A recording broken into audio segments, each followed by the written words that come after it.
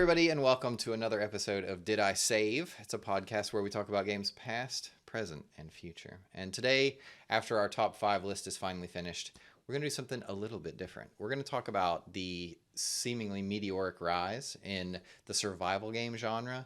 Palworld is all abuzz right now when we're recording this, and we want to talk a little bit about why we think that genre has blown up the way that it has, and what we'd like to see in it in the future, where it came from in the past, just kind of a general discussion of our thoughts.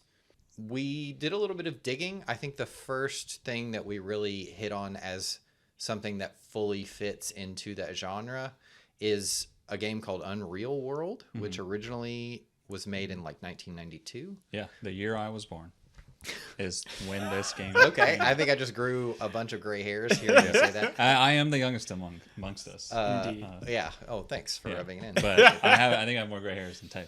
I don't know. I'm finally getting it in my beard, and that's been a sight. Silver Fox. That's right. So the Unrealworld, this game came out in 92, and mechanically it was doing things that no other video game had done before. You had to gather resources to keep your character alive, and I think that's what defines a survival game. Like, do you have to gather resources to stay alive? Okay.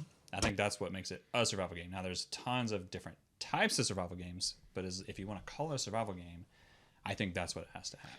Yeah, 100%. I definitely think, for me, like, just looking at the columns that form the foundation of a survival game in my head, is you have to be focused on survival in the sense that you need to build shelter, Hunger. you need food, potentially you need water, take it or leave it.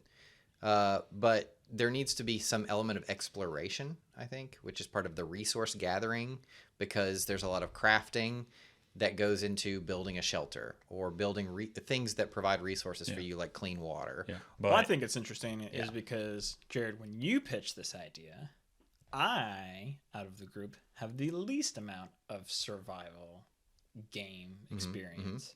I am not drawn to this genre. Just because usually the mechanics are in self, like, interesting. Yeah. But So, do you remember the first survival game that you played? Good question. I think for a lot of people, it was Minecraft. Yeah, but Minecraft came out when I was already in college. Okay. For most people, they grew up with Minecraft. Yeah. And we did not. Minecraft is effectively an institution now, because it's been around long enough that people have grown up with it. It's like in schools as an educational tool. It is ubiquitous. Like, everyone knows what Minecraft is at this point. With a survival game, you want to be immersed. You want to manage your hunger and your thirst, and you want to be able to explore just like you would if you were trying to survive. I do, but I don't want them to be overwhelming, which is why I think a game like Minecraft was such a breakout success. That's a very good point. It's very accessible. It's very accessible. And Easy to play, hard to master kind of thing. Exactly. And the thing is, like, maybe impossible to master because it's very much driven by creativity. Oh, be wrong. This is where I stopped playing survival games. Okay. It is too much for me. So Minecraft fully released in 2011. 2011. You know what came out that year? Skyrim. You know it came out in 2009 when it, I guess, was in Minecraft came out and was like was it released in 2009? I think it was, but like, it officially came out in It was 2011. a fully released game in 2009. 2011, but you could Demon play Souls it. and Nier. Demon Souls. It's crazy that Demon Souls came out in 2009. Something for everybody. 2010. Something just for everybody. Yeah. But, and Minecraft, to its credit, has changed a lot. It's constantly, for sure. and I think that's also important. I wouldn't say it's changed a lot. I think it's changed a lot, but micro movements to where you don't notice it if you're growing up with the game. Yeah, I think that's true. It changed a lot, not fundamentally, but in the way that it is consistently adding new content, and it is catering and listening very intently to what people want out of that game. Microsoft owns it now, and that's when there's a big shift. There's micro transactions now that are just cosmetic things. They're releasing side titles to Minecraft, like a Dungeon Delver game. Yeah, there's a Diablo Dungeon style. I never played it. But There's even like a Pikmin style game where you now rally troops. Yeah. that sounds very much up my alley. I heard it's okay. I love little guys running around. Yeah. I heard it's okay, but it doesn't feel like a finished game. Yeah. But it's been a while since I've looked up that game. Ren played it for 5 seconds and was like, Daddy, let's just go build something in Minecraft. Let's play Pikmin. It's hard, I think, nowadays to, like, when is a game finished? Like they're all launching in early access, and it's hard to tell, which actually segues into another game. So when we're talking about survival games, and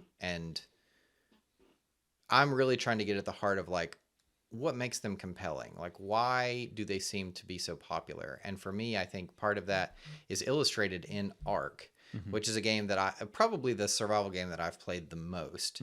I have, I mean, at least 60 hours. I think it's closer to 100 hours in that game, which I know for a lot of people isn't a bunch. That's not a lot.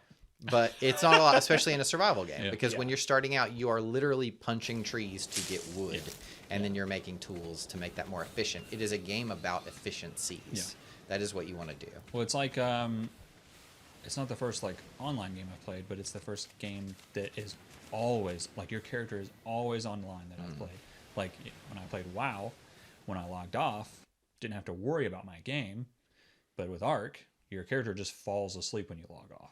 So if another player on your server comes and sees you asleep, they can just kill you. So when you log back in, you're having to respawn and start with nothing. And that is where this game, Ark, takes over your life. Yes. And it causes more stress. But you don't realize it because it's all you think about. But once you drop that game and stop playing it, your life is a lot less stressful. It is insidious because I think survival games, like not every survival game is always online. I think Ark is maybe a bit unique Ark in that sense. Ark is the first one to, I think, attempt this that I can think of. I know that there's a lot of survival games and ones that came out before Ark, especially like on the Steam platform. I think it being always online is a bit insidious because it sounds on its face kind of appealing, that it's like, oh, this is like a living world where it moves on without me, and like I'm just playing a role in this space, and that to me is appealing. Like it's a big sense of community. It's a fun idea to explore, and it pushes this idea of community in tandem. You make tribes in the game, which are like your teams. Yeah, basically it's like you join a faction, and then they can't hurt you effectively. And you're allied with these people in your tribe, but there's other tribes that you're competing with for resources because points on the map are more valuable than other points on the map because the good dinosaurs spawn there or the good resources spawn there. Yeah. So people are constantly fighting over these resources. So just like real life. Yeah. Except we're not fighting over dinosaurs. Yeah. Unless you want to call fighting over oil fighting over dinosaurs. Well, and so I think... Well, my thing is... I'd play that. Yeah, that's right. That's right. Oil tycoon. Being the dad of the group. I mean,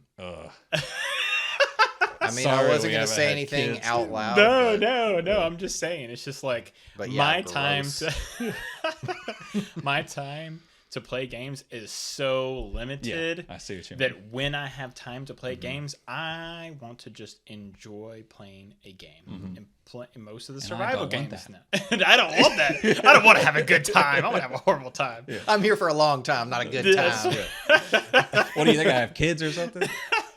Give me that bad game. That's I right. want the slow drip. Yeah, but it's like I even have a tough time just playing Minecraft. You're sitting there punching wood. Yeah. You're just punching wood. Well, you finally get the wood, and then you have to make planks, and you have to use the planks to make the table, Right. the crafting table, and then you can only make a wooden sword or a wooden pickaxe, and only you can mine certain things. And that's where, when I started playing Palworld, I was like, ugh, dude, the grind for that I gotta is hit just a not tree. fun, dude. When I even when I play just regular games now, slapping that bad boy on easy, you got a very easy mode. Whew, I'm all in because I just. If I've got 30 minutes, I want to enjoy that 30 minutes. I used to be able to sink, hundreds of hours into games. Easy. No responsibility, nothing. Now I don't have that. So it's Now like I sink hundreds of hours into a human being. I want quality. Yeah. That's right. You're leveling your child up. Yeah. He's punching trees out back right now. You got a piece of paper on his back with his stats. Your skill tree is pathetic. I'm going to need you to pick it up a little bit. Yeah. Come on. Give him a candy bar. Here's an XP boost. How did That's how did you level down? This is the first game I've seen where you can level down. Yeah, that's right.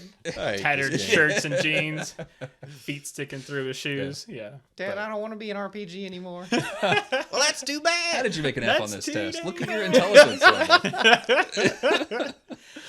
Yeah, so typically my experience with these kinds of games is that the community tends to ruin them. And interestingly, I think Minecraft tends to be the exception to that rule, where it has maybe it's just due to the number of players in that game, but the amount of like creativity that comes out of those games is really impressive, and it's something you can enjoy even without playing the game. You just see people like rebuilding historic sites brick for brick. It's like, here's Rivendell. Yeah, Rivendell, Hogwarts. Yeah, and the survival elements in that game are severely like knocked down to what survival games for maybe people that are our age. You know what I mean? Like, you don't really have to worry about hunger. I mean, you do eat, so that way you can... I don't think there's thirst. There's just hunger. Yeah. You can cook the food. You can eat zombie flesh. Yeah. That is a big thing forever for me, just as a person, is I want games to respect my time, which is exactly what you're talking about. Like, you have a kid, I agree. and it's done that by being respectful of people's time. Yeah. Games like Ark are kind of the opposite of that, because they want you to feel like you've accomplished something by spending 24 hours incubating this dinosaur egg, and now you have a dinosaur that runs 10% faster. And that's like... It's a strange game you don't see a lot of, where the reviews for the game mostly are negative, I'd say. Ark? For Ark. And not because they dislike the game, but because they dislike the developers, or the way the developers are treating the game. Are treating their fans. Oh, I see. And it's mostly through charging people for additional content before the game was even fully released, and then buying a season pass expecting to get all future updates, and then that only got you like 2 or 3 updates, and then there was another season pass that you had to buy to get more content. Yeah. And I'm not even sure exactly when the game went full release versus early access, because it was just in early access for so long, and the developers never squished bugs. But you'll see players in the reviews that have like 1,000 hours in this game and give it a thumbs down. Yeah, which is just... It's hilarious every time. And the funny thing is, most of the negative reviews are at least 300 hours in this game. It's because they love... It's because it was a game they enjoyed. The core of the game. The idea never of changed. The game is fantastic. You're taming dinosaurs and working together with friends to build tribes and huge, intricate bases. And you're having to keep everyone alive, keep your dinosaurs alive. You can breed dinosaurs, and then they start adding mythical creatures like dragons and things like that. And then they go to different biomes. Actually, every map has different biomes, but then they start releasing new maps with entirely new biomes with new creatures. So the game evolved, but they never fixed what people were complaining about.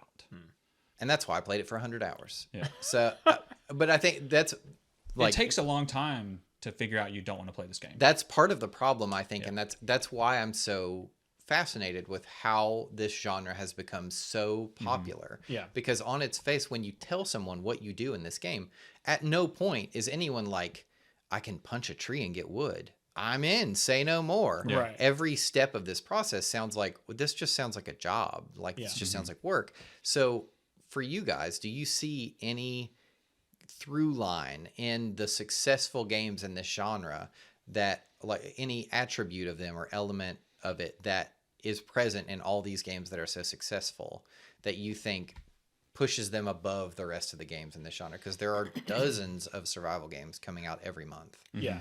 So what makes one better than another one? Well, I think so. Going back to when you originally said, "Hey, let's talk about survival games," and we've talked about, because Palworld is getting very popular, and then Enshrouded just came out, and you said you've been enjoying that. I downloaded probably a little bit more than a handful of games, survival games.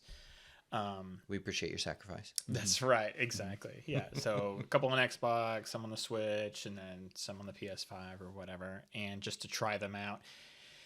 And man, as soon as I get started, I'm already ready to quit. Yeah. Because it's the same thing. Like, you're either stuck on a raft or you're stuck on an island. And it's like, in theory, that sounds cool. It sounds cool. Like, it sounds cool. And it's I like it's a those pretty movies. common thought experiment to be like, you're trapped on an island. How do you survive? Yeah. You know what I mean? I've gotten asked that on an interview before. So the concept is always there. It's just do they get all the mechanics right to make this feel and it's fun? like they move so, and this is where I talk about articulation. It's just like they move so, like they're action figures with only like 4 points of articulation. They're always like they move so awkwardly, and I was like, why is the animation so bad? It's like this is like, if it's in third person at least, or whatever. Well, I think that's the lazy solution for a lot of these games, is the level of interaction you have with everything in the environment, and it's usually a lot of physics happening because you're destroying stuff to gather resources, blah blah blah. The easy man solution is to just put it in first person view, and then you don't have to see it. Some things suffer because of the amount of stuff in the game. Like they have got a lot on their plate. Yeah. So things like going in third person and seeing your clunky character move around, that's just something you've got to deal with. Just go in first person, please. Yeah. But it's and like we'll dig in more. Like I want to kind of end with where we want the genre to go. So I'm trying to hold my thoughts. There's like 5 times where I started to say something like, but for you guys, I know you've kind of been a passive observer in the genre as it's evolved. But do you see anything in games like Minecraft and Palworld? And I guess Palworld is kind of the elephant in the room in terms of like it broke the most concurrent players on Steam ever. It's number 1 now of all time, which is wild. So there is some X factor here that has drawn so many people into this game, and we'll see if it holds up. That doesn't mean that the game is even necessarily successful. That means that it's generated a lot of curiosity. It's made such a big hit in video games. Like if you think of Pokemon, you now think of Palworld. And that's going to be a thing for a long time. I think that's the big thing. So like Palworld is effectively a game where they have created their own collection of Pokemon that look very similar to Pokemon. And then they have put them in this world where you are gathering resources and building shelters and stuff like that. But the big difference, and the reason that it is more appealing to me than a game like Ark, is it tries to remedy that process of I have to do all this like grunt work to get anywhere, because each PAL in this game has a unique set of proficiencies where they might be really good at sewing or crafting or wood chopping or whatever. There's I think sorry wood tapping. chopping. I've done so good with the tapping, and now I've ruined it. You tapper. Sorry. Your mic is not a tree. That's right. Yeah. I don't want to be the host anymore. Yeah. You don't know until you punch it. Yeah. So they're all good at different things basically, and as they level up, they'll get better at them. Yeah. And you can assign them tasks within your camp to be like, I want you to go mine rocks or whatever. And when I come back, I'll have a bunch of rocks. So I can go explore and do fun stuff. While and you're doing I'll all the work. make these guys do all the menial labor. Yeah. And then as you advance up the skill tree, that's the same as most survival games. You have new technology and stuff like that. You can unlock like a wood camp where you don't have to have them go out and find trees to cut down. Yeah. You just have trees that are grown in a little square, and they just chop them all day. It's brilliant. And so it does a lot solution. It is a good to solution. speed up those processes. And then you're out throwing Pokeballs and catching these pals. And and for me, the appeal of that game, the thing that I think elevates it is in a lot of ways the Pokemon game that Game Freak, the developer of Pokemon, have refused to make for over a decade. Palworld to me feels like the combat and the exploration and the catching and all that stuff. It's not amazing, but it is compelling enough that the loop it creates is the thing that I think makes it stand out, and the thing that I think is lacking from most survival games. There is a point where you absolve yourself of precarity in the sense that you're safe now. You don't have to, I have a house, I have food, I have animals to protect me, whatever. I have the guns. Now, what am I supposed to do? The game hasn't actually created anything for you beyond. You were so focused on surviving that now you're like, well, I don't really I Roll don't credits, I I don't guess? need to explore. Yeah, I guess stop playing because Where's the end game? the Right. end game for a lot of people is like hatch a new egg and the dinosaur has 2% more health, and that's not me. I'll Yeah. never be that. But Palworld is like you go out, you're exploring, you're catching new Pokemon that you've never seen. Whoa. Pals. Oh, I apologize, pals. You're catching new pals that you've never seen, and it Yeah. feels a little bit like if the original Pokemon game had been made in 2023 Yeah. or 2024. I guess it did come out this year, but Yeah. and then when you go back to base, you run out of Pokeballs or whatever the case might be, or you find one, you're like, oh, they have the perfect collection of stats to do multiple tasks. So I can have them and they'll be doing three other pals' jobs in one. Yeah. And you run back there and now you've got all these resources accumulated. And I'm like, okay, I'll just make new stuff real quick and then I can get back out there. And that loop makes it feel like there is until you catch all the Pokemon or whatever. Yeah.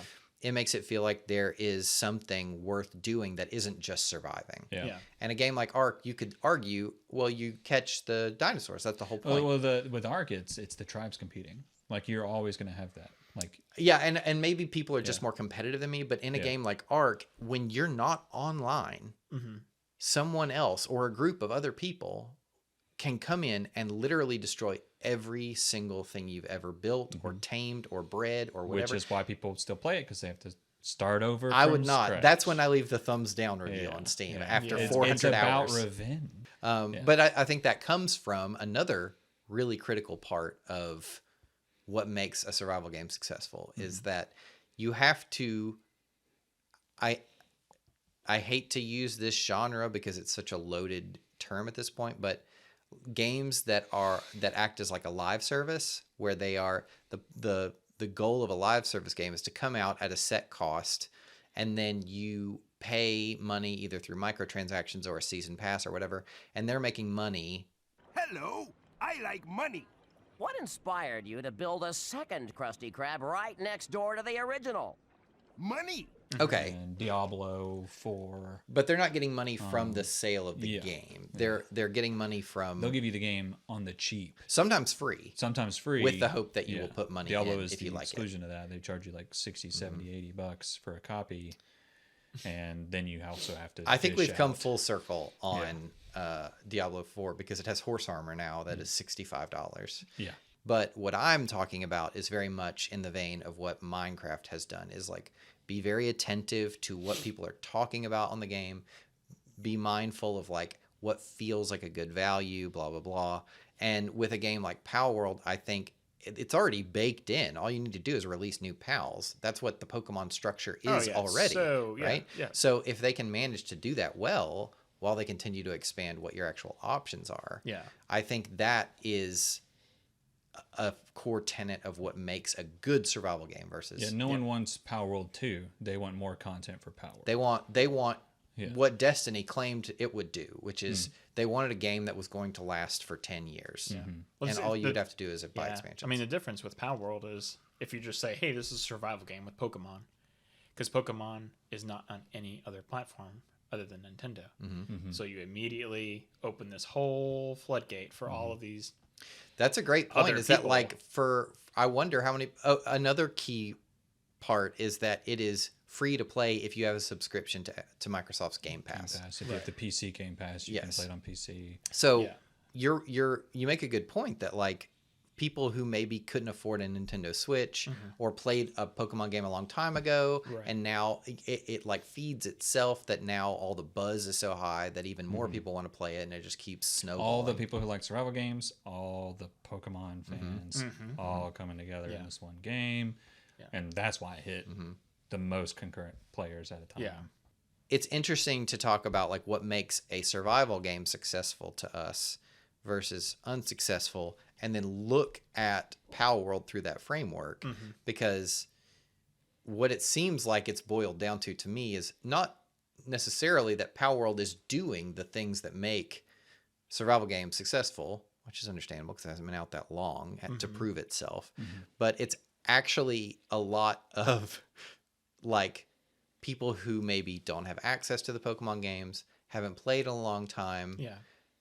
heard word from their friends, or more importantly, like stopped liking Pokemon games and are kind of playing this game almost out of spite because they're so burned on Game Freak's version of what Pokemon should especially be. the past couple of years. And that it's just very refreshing, and maybe that won't sustain it, but I think it's really interesting to see kind of where it lands in the next couple of months or so. Like, do they capitalize on the goodwill that they have, not from something they've done themselves, but from what Game Freak has done poorly for so long? Like, can they capitalize on that goodwill? Yeah. And they're in a very unique position.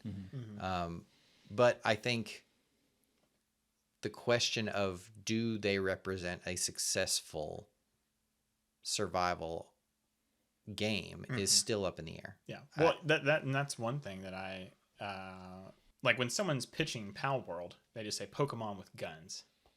That's so they the community given second name to Palworld. Right. Pokemon with guns. But I'm just saying, it's like, so like if you guys came to me and you were like, hey, I want to make a survival game, I'd be like, okay, what makes it different than every other survival game out there? And I think that's what a lot of survival games do. Like, they're like, well, let's take the combat from this game. We're inspired by the combat of this game.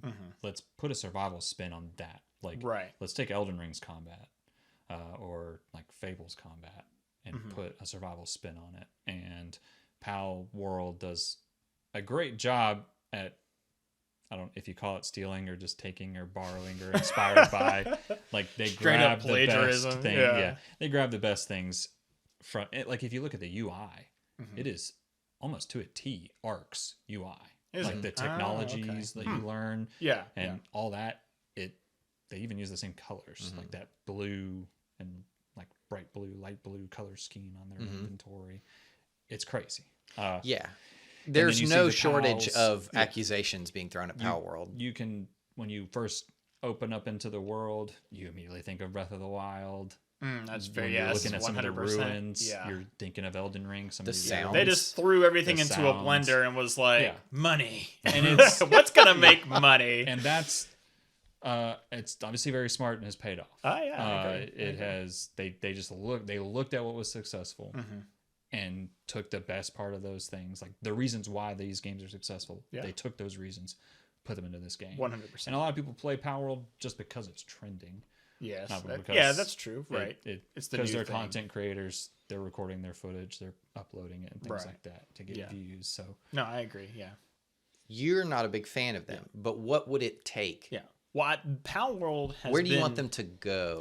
Let's say Palworld has been the most enjoyable that I have played out of like the handful of games that I have played survival, because not because of just collecting pals. That is fun and interesting, and they do have like different characteristics. Like you can catch the same pal, but one might be a hard worker, and the other one might be super lazy. So it's like, well, let's check that guy out. Well, well, you're going to the mines for sure. That's right.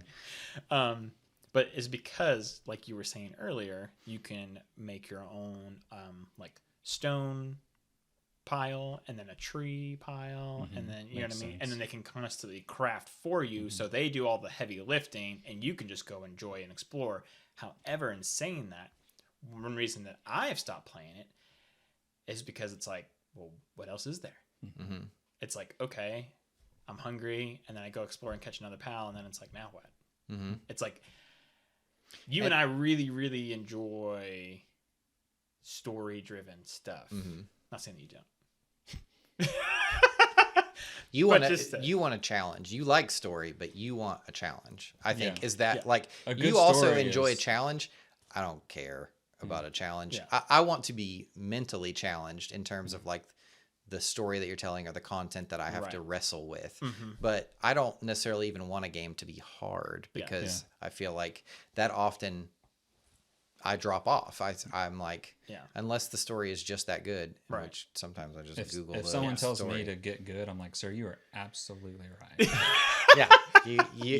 I default to you, sir. That's right. Stay here while I go get good. Yeah. But it takes all of the annoying elements that I don't like in survival games, and it makes it easier. Yeah. You know what I mean? Yeah. It's just like, I don't want to sit there and craft an axe and then go chop wood down. And I probably would have played and it spend longer. 30 minutes getting the resources I need. And I didn't realize it when I first started playing it.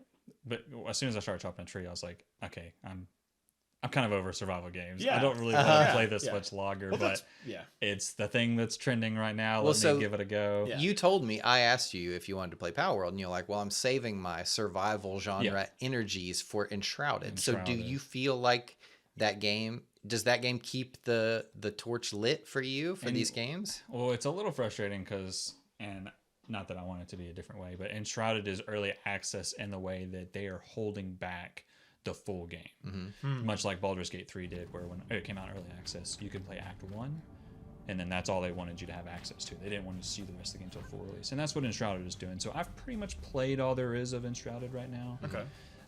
Me and my wife played it cooperatively. And I like it because it's a game that takes itself serious. I like games like Dark Souls that's dark and takes itself serious. There's not a lot. I don't need a lot of comedy.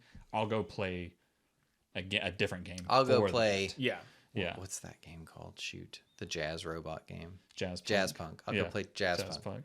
I'm here to craft. I want a good combat system, and I want good survival mechanics.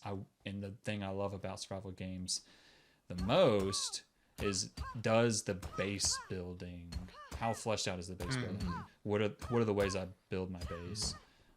And expression in that, I think, is like, I want to build my base and make it look a way that I want it to look, not just be functional. Yeah. And I like to build towns. I don't like to just build a base. Yeah. I like to build a village and it feels alive. And Enshrouded does it that well because the way you unlock and level up the progression in that game is you actually collect NPCs and you bring them to your village. In Enshrouded? Oh, very cool. Enshrouded. It's And like Kenshin. I've never played it, but I know what you're talking about, but I think so. So you'll get the blacksmith, and then he'll give you quests to do. Okay. That's cool. And then you'll get That is actually very you'll cool. get a hunter lady, and she tells you like, if you want to unlock more gear, I need a leather working station, I need a place to tan hide, things like that. So you go on quests to get these things, and then you level up your NPCs to get new things to craft. You can level up your character. It's got like it looks like if you played Final Fantasy X, the way you level up your character with this grid. You move around on a grid and you put points into that. Heck yeah. Okay. I Or love a good sphere Path grid. of Exile. It is a simplified version of that. I'm interested to see if they flesh that out more with the full release of the game or updates and stuff like that. Yeah. But right now it's kind of got a bunch of mini bosses scattered throughout the map, and then one main boss is just like this dragon. And once you beat that, that's like the final boss. Okay. And we beat the final boss, and it was a whole biome we hadn't even visited yet. And I was like, okay, let's go do that, I guess. And so we went and did that. But there's a lot of reused enemies. Like this biome is just a different mixture of enemies we've encountered before. That is one thing that, And you can't, at the point of this game, you can't fault it for that because it's early access. Right. I gotcha. And same thing with Palworld. And my complaints with Palworld, I'm not even going to have a full opinion, and I'll never give my review of that game until I see their full idea. I think that's part of the question. So games in general release in early access nowadays, but I think survival games in particular do that. I think for me, it is a great litmus test for, is it going to be a good game based on what they're trying to achieve by releasing early. Do they just want a bunch of people to buy it because they need money to keep going? Right. Or are they actually trying to increase the quality of the game and listen to feedback and make it more of what people want it to be? Not to go off topic, but that's Baldur's Gate did early access. In Baldur's my Gate opinion, did the perfect version of early access. They released it to get feedback. Yeah. Not to get your money. And it shows very clearly when you play that game. For sure. 100%. Act 1, I think, is like, not that any of it's bad, but Act 1 is like to me, very obviously like the most fully featured, like every little detail is like important or interesting or whatever. There's so many little secrets and things to discover. I played like the 10th time through that game. I can completely play it differently. Yeah, it's wild. And see new things in Act 1. Like, just found out on my recent playthrough in the new honor mode they released. So do you feel like Enshroud's on the right track in that respect? Yeah. Like, how's the combat? Is it The actually? I actually don't know almost anything about Enshrouded. Okay. So. I just watched If some you've gameplay. played Fable 1, The combat feels similar. Okay, I haven't. You haven't played Fate. It is sort of like a Dark Souls combat, but it doesn't feel as good. Like the combat feels fine. Is it clunky? I'm not sure what it is. Does it feel like an MMO, or does it feel like an action game? Sort of in between. Okay. Like, I think the combat needs a little bit of work. I actually know less about this game the longer. I think you've it's. talked about it. I think where it stands, the combat is fine. If they were to flesh out just like new types of enemies with new interesting things that they do in the combat, that would make the combat more Force interesting. you to adapt. Yeah, like you parry like in Dark Souls. Like if an attack is coming at you and you can deflect the attack at the right time, that will stun the enemy. Okay. Also, if the enemy is blocking a lot, you can just like switch to a heavy weapon, hit their shield, and they'll stun them as well. Okay. Or you can just keep hitting with the light weapon and eventually they'll stun, but then they'll break out of blocking and start attacking you. You've got to keep track of your stamina, just like Dark Souls. You also have magic. Stamina, dude. That's just another part of the survival stuff. Yeah, that's true. Hey, all the developers that listen to this podcast every week, get rid of stamina. Oh my gosh, dude. My one more thing game this week is Helldivers 2, and the only thing besides technical issues that annoy me about the game is the stamina, because you have to run away constantly. We'll get to that. Take out stamina. Yeah. I don't know, like for me, I like a good stamina system. If it's combat where you're like, where it's forcing you to not just cheese your way through a boss by hitting them with the same, like spam one attack over and over again. I get that. When Elden Ring running, found out in Elden let Ring, me run forever. That you could run as long as you're not in combat. You could just run as much as you want. Good. Yeah, great idea. Great you idea. guys heard of Elden Ring? It's all right. It is pretty good. Yeah. Well, okay. So, have you seen the trailer for Nightingale? Yeah. Okay. So earlier was also on my radar. Okay, because I think that game looks awesome, cool. And it has a lot of, like, mechanically, it's much more dense than just get resources, build, repeat. Right. Yeah. And a huge thing for me is, first of all, the art design for that game looks so good. Yeah, so good. It looks so good. Yeah. It looks like a real game and not like a janky little island where there's like 8 resources that they just reuse over and over again. Same tree, same rock. Yeah, the boss. I assume they're bosses when you're watching this combat in the trailers. The gigantic epic fights. monsters and stuff. Yeah. And it's like slashing, and like part of the cliff is being destroyed, and you're just floating their way with your umbrella, and then pull out a shotgun. Yeah, and I'm like, for people dude, sign who me up. If you haven't seen it, it's like a mix between kind of like steampunk, Victorian area, like 17th horror elements. 1700s. Some of these enemies that you see, pretty horrifying. You're like, you're going through dark dungeons. Yeah, and amazing. Pretty dope. Seeing these things, it's pretty cool. But if only I had friends to play it. Yeah. Like, hey, hi. Over here. Well, Nightingale got on my radar around the same time Enshrouded did. Like, I was excited for these two things to release, and I was almost torn between them. But Enshrouded hit first. I think I will play Nightingale. I will play Nightingale at some point. We will as a unit. Nightingale. The base building looks promising. I haven't seen exactly how it works, but I've seen some of the content that you can make. Just aesthetically with your pieces, you can change the way pieces look, and that's what I was going to say. So earlier you were talking about building and how it's important to you, not just in a mechanical way, but like as a form of self-expression. Yeah, that to me in Nightingale, the latest trailer they released showed like all the different, not just like that you can build different rooms and furniture and all of that stuff, but it can look like it is from a particular, like you can do Asian design where it's like the dark wood with the sliding doors and the like all of that, and you can mold it around the geography. So you can build it hanging off of a cliff where you have like a cliffside home, or like between 2 rock structures, it can join those structures by like having like a multi-floor design that has stairways up or whatever. Like it integrates with the environment instead of just like kind of disappearing into the rock at the hard angles and stuff like most survival games do. But it also has, I can't even remember the other designs because the Asian one was so striking to me, but there are like, it's not just you can build, it's like you can build and make it look unique to what you find appealing. It's using a lot of aesthetics that you've seen in just history of humans building architecture.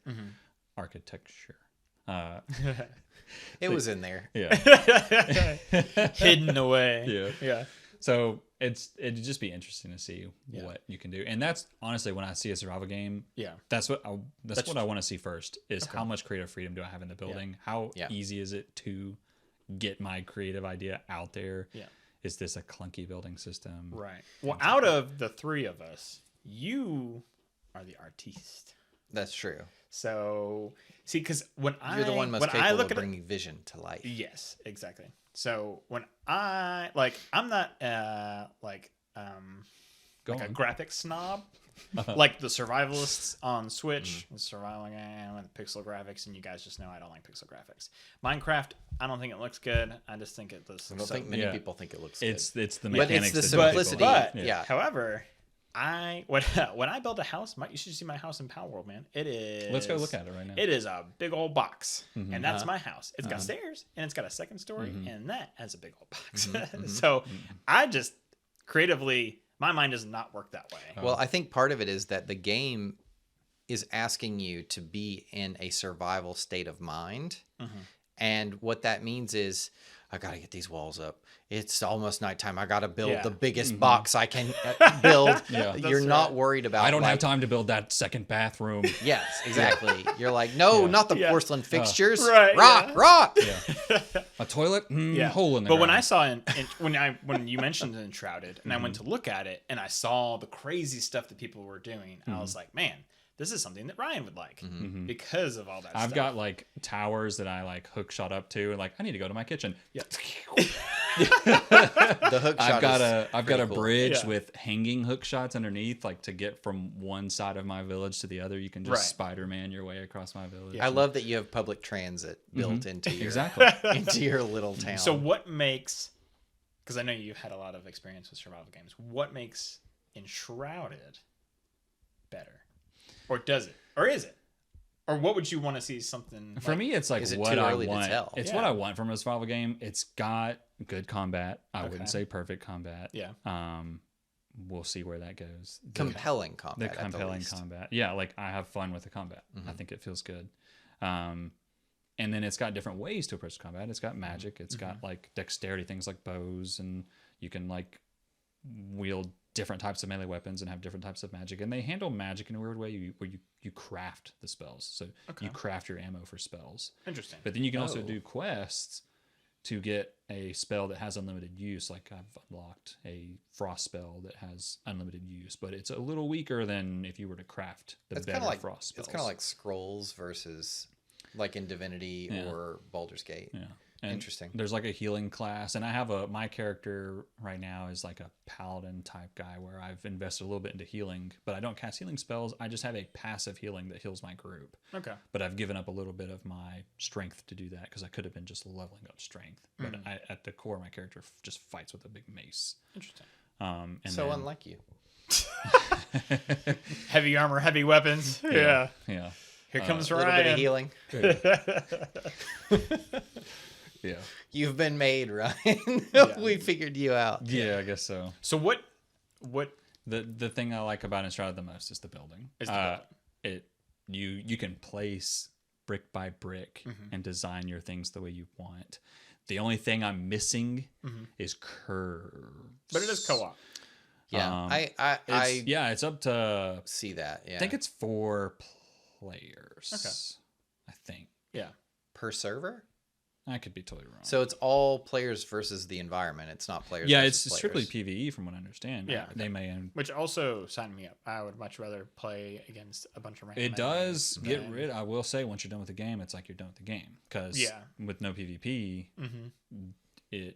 when you add PvP, it adds a lot of unique scenarios. That Sure. It also adds the point where I have a hard definition of what I'm not going to do in that game. Yeah. So, but anyways. Great. Yeah. Perfect. So that's the end of our podcast. Yes. Yeah. And we would like to first and foremost thank Sam Webster lets us use 2 of his songs as our intro and outro for our podcast. And he lets me listen to the rest. and he lets us listen to the rest. That's right. Via payment to some other music streaming. And it's all good stuff. It's honestly extremely good. Yeah. He has a game on Apple Arcade called Grindstone. Yeah, which is one of the albums as music Oh, for okay. that. Yes, Very it cool. is one of the best match 3 games I've ever played. Has to be at least one of the best, if not the best. Yeah. Super good. Absolutely check that out. Check out his music. Anywhere super you can chill find guy. music, you will find his music. In all quality music stores. Yeah. Check us out online if you guys want. We have a TikTok account. We have a Bluesky account and a Twitch account that are all Did I Save Podcast. Just check us out. Same name, all 3 places. If you ever want to know what we're up to or what we're going to be streaming next. If you have any questions, concerns, you can find the video for this podcast on YouTube. Yes, very important. And we're also going to be doing some gameplay stuff. And right now we're working on Divinity Original Sin 2, which is the game that Larian Studios made before Baldur's Gate 3, which is really what I think put them on the map. Definitely Agreed. got a lot of buzz for So them. we're playing through that, and that I am editing currently, and that will eventually be on That'll YouTube. be out soon. Yeah. And always our episodes of this podcast, if you're watching, I'm looking right at you because you found our YouTube channel. If you want to see clips of the games that we talk about, we'll include those with the YouTube clips. Yeah. So check that out if your boss isn't going to yell at you for watching us on the job. That's right. And lastly, if you have any feedback for us or questions, suggestions, anything, it's didisavepodcast@gmail.com. Very straightforward. So I think that's everything. And until next week, I'm tired of you two. That's right. Before we get off, we need to remember, did we save? Yeah. Always remember to save. Dang. Ryan, Did you did I save? Did I save?